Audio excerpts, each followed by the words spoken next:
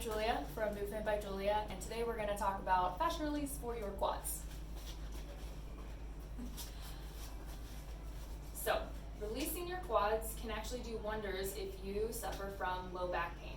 There's a fascia line that actually goes from your quads around your hip and directly to your low back.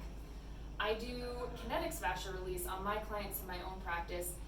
And 90% of the time, just by releasing the quads, we either significantly reduce their low back pain or get rid of it altogether. It's a very quick process if you know what you're trying to go for here. So we are going to use a foam roller. Probably a high density one is best. You don't want it to be too soft or you're not going to break things up.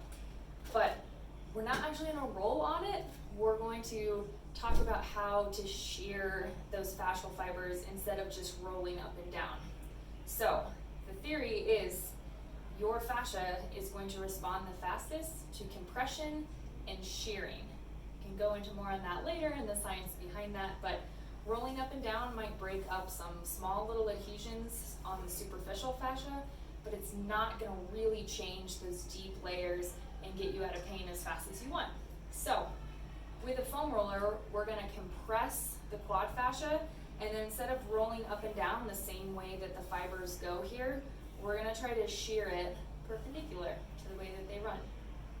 So come down on your foam roller.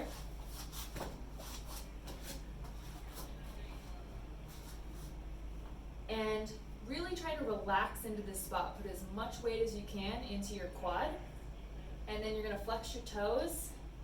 Slowly bend your knees straight back until you're about at 90 degrees. And then, this is where the shearing comes in. You're gonna rock your heels from side to side as far to each direction as you can. So you really wanna go into the lateral side too. That's a big contributor of the low back pain you're probably feeling. So make sure you're going the best range of motion you can. If you feel a little clunk going side to side, that's a good thing. That means you're breaking things up. Once you've spent about 15 seconds, 20 seconds on a spot, you can just move it down a little bit and find another good spot. The rule of thumb here is that healthy fascia doesn't hurt. So if you are compressing something and it doesn't feel very good, sorry about your luck, you probably need to release that spot. So make sure if you're not really feeling anything much, try a different spot and see if there's something else that feels like it could definitely be broken up. But same thing in the other spot here. You're just rocking side to side as best you can.